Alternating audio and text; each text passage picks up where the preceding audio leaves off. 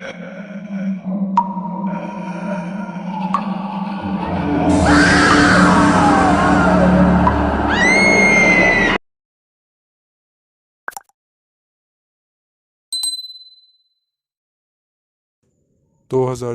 Banaras.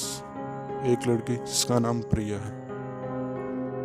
DPS school में पढ़ने वाली प्रिया, जिसकी उम्र 15 साल है, उसने खुदकुशी कर ली। आइए जानते हैं पूरी कहानी। दिन गुरुवार। रोज की तरह प्रिया स्कूल जाने के लिए सुबह उठती है। माँ को लंच बनाता हुआ देख प्रिया माँ से कहती है, माँ मैं कुछ देर में बाहर से आती हूँ, तब तक तुम लंच बनाओ। इतना कहने पर प्रिया केरोसिन का बॉटल लेकर और एक माचिस की डब्बी लेकर बाहर जाती है।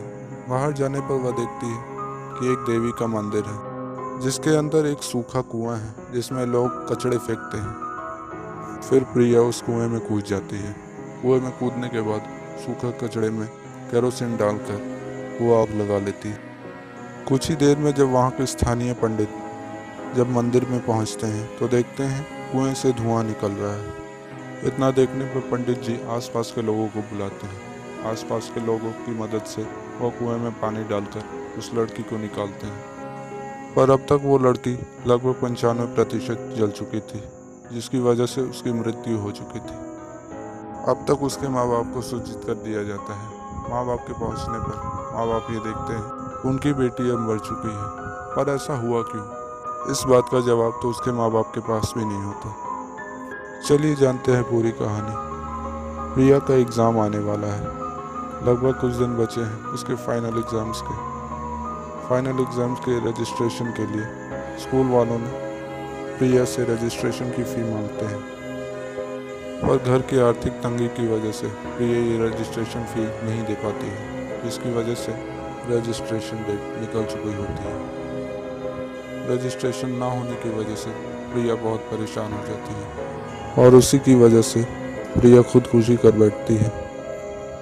कुछ ही देर में पुलिस भी वहां पहुंच जाती है। पुलिस के आने पर लाश को पोस्टमार्टम के लिए भेजा जाता है। माँ बाप का रो रो कर बुरा हाल हो चुका होता है। उनकी इकलौती बेटी प्रिया अब जा चुकी होती है, जिसके दुख में अब तक माँ बाप सब भुला नहीं पाते। कुछ दिन बाद उस मंदिर से रोज सुबह उसी वक्त में जिस वक्त में खुद प्रिया ने खुदकुशी की थी, मंदिर के कुएं से चिल्लाने की आवाज़ आती है। हर दिन वहाँ के लोग रोज़ सुबह लगभग 5 साढ़े 5 के बीच एक लड़की के चिल्लाने की आवाज़ सुनते हैं। अब तक तो ये एक कहानी बन चुकी है कि अब भी प्रिया की आवाज़ उस कुएं से आती है। आखिर इसके पीछे का क्या सच हो सकता है? क्या सच में प्रिया की आवाज़ मंदिर के कुएं से आती है या सिर्फ ये एक अफवाह है?